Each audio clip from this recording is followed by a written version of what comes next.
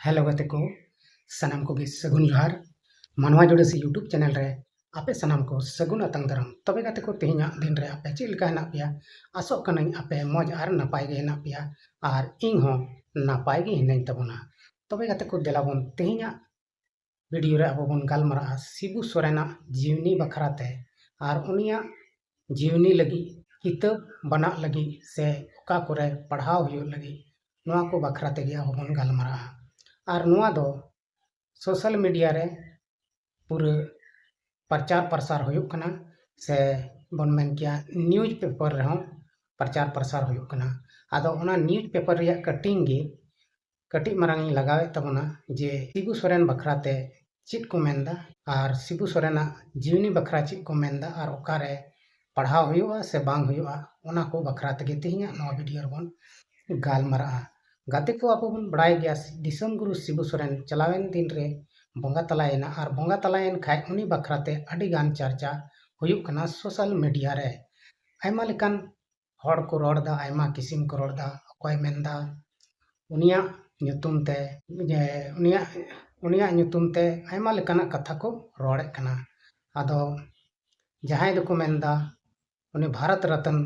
पुरस्कार नाम चाहिए एमान तिया आयमा लेकाना कथा नोंका हजु कना आदो मिटन कथा नोड़े पेपर रे आउट कना ओना पेपर कटिंग दिलाबन कटी बन नेल लगी तबे गते को नोड़े बन नेले कना नोआ पेपर कटिंग रे नोड़े ऑल कना झारखंड के विद्यालयों में पढ़ाई जाएगी दिसम गुरु की जीवनी आदो उनिया जीवनी बखराते स्कूल रे पढ़ाव हुयो आर ओना पढ़ाव दो 1 क्लास खय 12वीं क्लास धरी हुयो आदो सरीगी नोआ दो अडी भागे कथा कना आर पढ़ाव हुयो जरूर गया तबे गते को नोआ पेपर कटिंग रे अब बन नेल केदा दिसम गुरु शिबू सोरेन बखराते जे ऑल कना बांग ऑल कना नोआ वीडियो तिंगु कते आपे ओना पूरा पेपर कटिंग ते पढ़ाव दाड़े ताबना चिदा से नोआ रे पूरा प्रूफ ऑल कना जे मेनते शिबू सोरेन ना जीवनी बखराते किताब बेना से किताब पढ़ावा को स्कूल रे झारखंड रिया स्कूल रे शिबू सोरेन गुरुजिया जहाँ जीवनी मिना जीवन चरित्र मिना जहाँ उन्हें जिंदगी रे बिताव किदा से चित कोई कमी किदा चित को बाय कमी लिदा उना को बखराते किताब रे को पढ़ावा गिद्र को स्कूल गिद्र को आर उना स्कूल गिद्र को पढ़ावा 1 क्लास खन 12 क्लास धाबी रेन गिद्र शिबू सोरेना जीवनी बखराते मिटन चैप्टर तहना ओना गे को पढ़ावा आदो नोआ को दो अडी भागे कथा कना चिदा से शिबू सोरेन अडी आटे संघर्ष कदा से अडी आटे कमी कदा आंदोलन कते झारखंड राज्य अलग कदा से महाजन प्रथा अडी भागे कमी कदा महाजन को नोआ झारखंड दिसम को लगा पसीर केट को अडी गान होड़े जुमित के को आर जुमित कते गे नोआ को दोए कमी कदा आदो ओना इयते उनिया जीवनी बखरा किताब से चैप्टर रे क्लास रे पढ़ाव दो जरूर गया से जहाँ को मैंने कान भारत रत्न पुरस्कार से एमान तिया ची को रोड़दा ओना को दो जरूर कान गया चिदा से अब संताल से आदिवासी करे मिटन से आयमा गान नोंका नेता मेना कोआ जहां दो अडी भागे भागे को कमी केदा आर उनको बखराते किताब करे को पढ़ावेत कान गया बन उनका गे शिबू सोरेन हो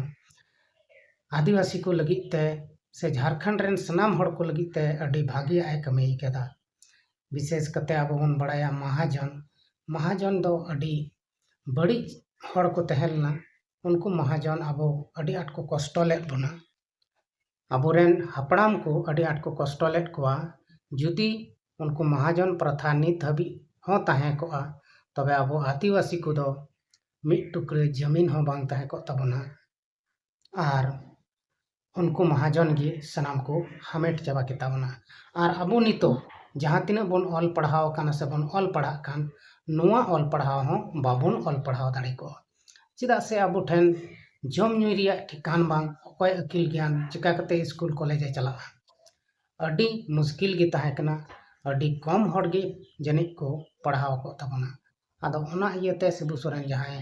आय क्रियर तला रेना कसमे जम लेदा जे मेनते इन दो नोआ झारखंड दिसम खन नको महाजन दो लागत गे हुयो तिया आदो उनी पूरे मेहनत केदा पूरे कुरुमुटु केदा आतो आतोय दाणा केदा हॉड़े जुमिद के कोआय भेन के कोआय मार्शल के कोआय उनको विश्वास एमा कोआ तब जाके उनको दाड़े को नाम केदा और ओना दाड़े को लगाव केदा तब नुको महाजन को दड़ कदा से को थीर कना। हालांकि महाजन जहां को तहलन उनको वंशज दो पासे नित हो मेना अका तको गया मेनखान उनको जहां दाड़े को तहलना ओना द सनाम रपुट चाबायन तकोआ। अदो गति को नितो सरीगी नोय नोका अडिगान अबो किछु साल लहारे अब झारखंड दिसम बिहार सला मेसा तहलना और उन वक्त रगे नोआ को कचलन दो हुयुक कान तहना जस्ती दो मेनखान गति को नितो हो अब कई जगह रबन ᱧᱮᱞᱮᱫ कना अब आदिवासी को ऊपर ते अड्डी आट नाहाचार हुयुक कना अड्डी बेबड़ी को व्यवहारेत कना दिकु को मेनखान नित हो अब बाबन एभेनोक कना अब नित हो ᱧᱩᱛ ᱨᱮᱜᱮ ᱦᱮᱱᱟᱜ ᱵᱚᱱᱟ ᱟᱨ ᱱᱚᱣᱟ ᱧᱩᱛᱟᱹᱛ ᱠᱟᱲᱟᱝ ᱨᱮ ᱟᱵᱚ ᱦᱟᱱᱛᱮ ᱱᱟᱛᱮ ᱵᱚᱱ ᱴᱚᱢᱰᱟᱹᱣ ᱵᱟᱲᱟᱭᱮᱫ ᱠᱟᱱᱟ ᱟᱫᱚ ᱱᱤᱛ ᱦᱚᱸ ᱟᱵᱚ ᱚᱱᱠᱟᱜᱮ संगठन तैयार हुयुक तबना संगठन मजबूत हुयुक तबना और अब दो उनको बदमाश को सला लड़ाई अड़ी जरूर गिताबना जुदी नवा बाबन बुझ नामदा तबे दा आगाम दिन रे से हजुक कान दिन रे अब ऊपरते अड़ी बेबड़ी होई दाड़िया अब समाज ऊपरते से अब जहाँ कल्चर संस्कृति नवा को ऊपरते और अब जहाँ आरक्षण में को ओना को दसनाम चाबा उतरो ओना तगे पूरे जोर शोर को लगाव कदा अब अड़ी जायगा को कचलने बना अड़ी जायगा को बेमानते बना अड़ी जायगा रे अब रेन बहु बेटी सला नाचार हुयुक कना रेप बलात्कार नोंकाना कांड हुयुक कना आदो नोआ को इयते अड़ी मुश्किल गे हुयुक कना मेनखान नितो अब जुमिदो हुयुक तबना और दिसम गुरु शिबू सोरेन लेका आरहों आंदोलन से लड़ाई हुयुक तबना और बाबन लड़ाई लेनखान अब दो बहुत मुश्किल रे बन पड़ा आदो गाते को अपे सनाम को अपनार आसपास रेन हड़ को सला से आडे पासे रेन हड़ को सला गालमरा जुत तबन पे जुमिदो तबन पे